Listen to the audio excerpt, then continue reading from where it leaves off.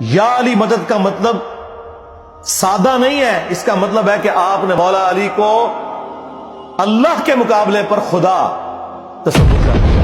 نہیں جی ہم تو انہیں اللہ کا بندہ مانتے ہیں۔ نہیں جناب، قرآن تو یہ کہتا ہے کہ اللہ کا بندہ مان کے یا بغیر بندہ مان کے۔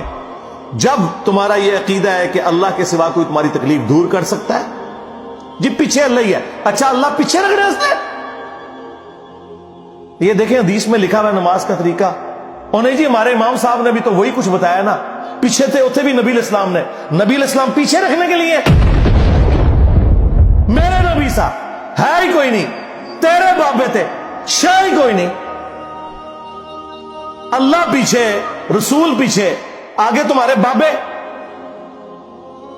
عزتیں اویل کی ہیں تم نے اللہ اور اس کے رسول کے نام کے اوپر، چندے کھائے ہیں تم نے رسول اللہ کے نام کے اوپر صلی اللہ علیہ وآلہ وسلم، سواریاں سوار کی ہیں تم نے مکے اور مدینے کے نام کے اوپر، اور غداری کی ہے اپنے دین کے ساتھ۔